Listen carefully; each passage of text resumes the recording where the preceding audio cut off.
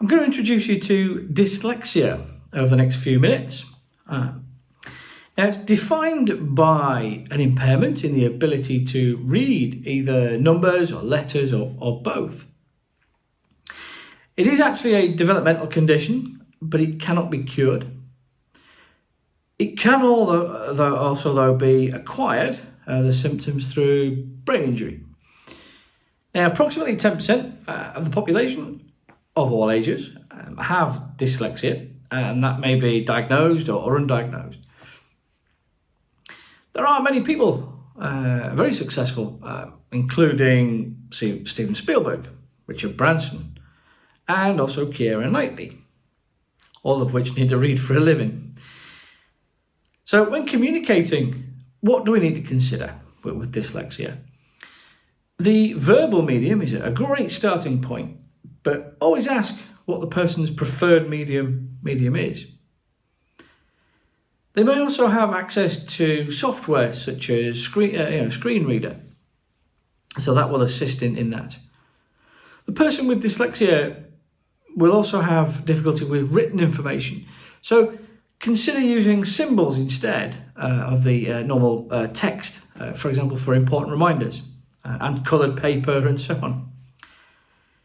Now, the contrast between text and background needs to be strong for both electronic and paper formats. Coloured paper and fonts may help, but this depends on the person. So you need to obviously ask them and discuss that with them. Font size 14 is usually best as well, and space no more than 35%. People with dyslexia often read and write very slowly, despite high intelligence and a good understanding of the topic. Their order of letters or numbers may be confused.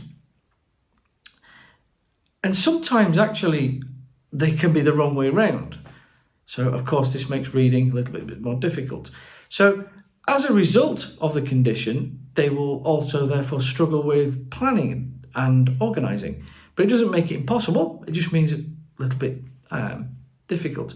But this is also partly as well down to the working memory difficulties associated with the condition too.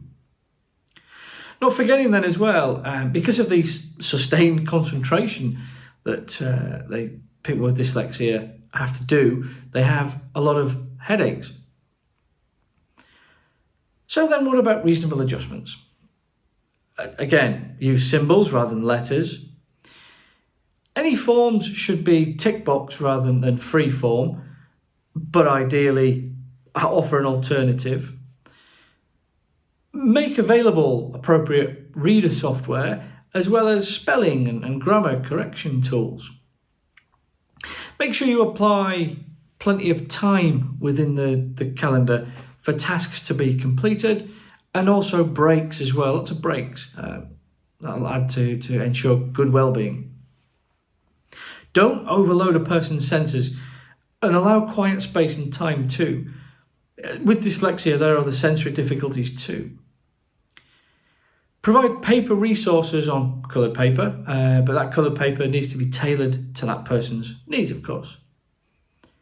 Video or podcast presentations of reports should be made available. They're quite easy to do. All these video or podcasts can also be used instead of forms. So if you're applying for something, you can get them to use that. People with dyslexia have great long-term memories, as well as a good, strong visual memory too. So that's quite a good strength to consider when you're looking for somebody for a role. People with dyslexia are great at novel problem solving, and they have a particular skill at pattern spotting. They seem to excel at it.